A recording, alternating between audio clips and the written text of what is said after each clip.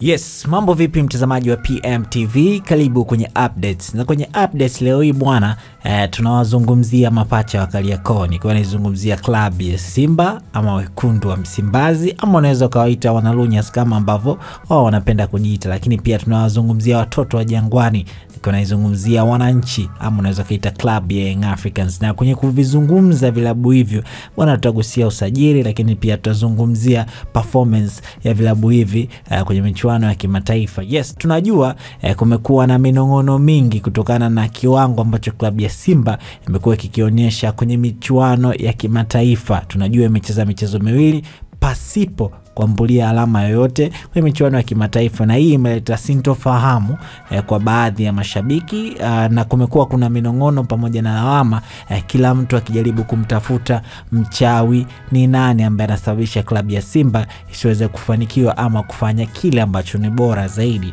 Na kwenye kutupa lawama bana, wapo ambao wanalalamikia benchi la ufundi wakiamini meneja pamoja na benchi lake la ufundi ndio anaiangusha klabu ya Simba, lakini pia wapo ambao wananyosha vidole ama kutupa lawama kwa upande wa wachezaji, na hii ni kutokana na kile ambacho wao wanaamini wanakiona. Wapo ambao wanasema wachezaji wanacheza chini ya kiwango na wanastahili kufanya vizuri zaidi ambavyo wanafanya hivi sasa, na hii ni kutokana na zile nafasi ambazo klabu ya Simba imekuwa ikizitengeneza, lakini wachezaji wamekuwa hawazitumii kwenye michezo hiyo miwili. Nikinazungumzia dhidi ya Petro di Rwanda hapa nchini Tanzania, lakini pia mchezo dhidi ya Stade Malien kule nchini Mali. Sasa kwenye hiyo mijadala ambayo imekuwa ikizuka, wapo ambao wanasema kuna wachezaji, mashabiki wa Simba wanasema kuna wachezaji ambao wapo Simba kimwili ila kiroho ni wachezaji wa club ya Young Africans. Yani mioyo yao tayari ishahamia kwa wapinzani ama watani wao wa jadi, akiwa na wanamaanisha club ya Young Africans. Sasa kwenye kulizungumza hilo, meneja wa habari na mawasiliano ndani ya club ya Young Africans, ikiwa namzungumzia Ali Shaban Kamwe, kupitia ukurasa wake rasmi wa Instagram bwana, jana kaandika posti ambayo pengine inapigilia nyundo ama naweka msumari wa moto kwenye haya minong'ono ambayo imekuwa ikizuka kuhusiana na wachezaji ambao wako Simba kimwili ila kiroho ni wachezaji wa klabu ya Young Africans. Kupitia ukurasa wake mama wa Instagram ameandika hivi: wao ndio wataamua kwamba ikifika Januari watupe mchezaji wetu ama waendelee kumng'ang'ania ili aendelee kukosa nafasi.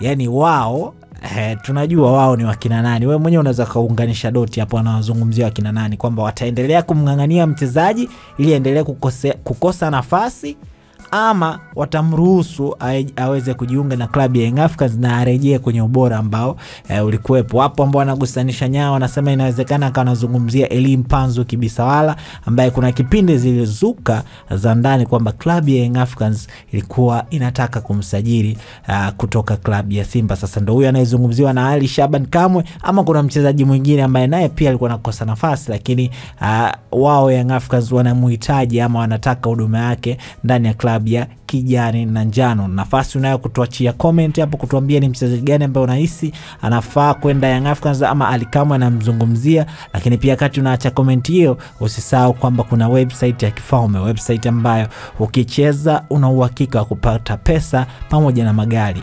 Wanangu wa mikeka, mechi zinaendelea leo hii, ligi kuu Spain inacheza, lakini pia kuna mechi mbalimbali. Weka mkeka wako, ukishinda pesa unaingia kwenye draw ya kushindania Toyota IST ambayo inatoka kila baada ya wiki 5.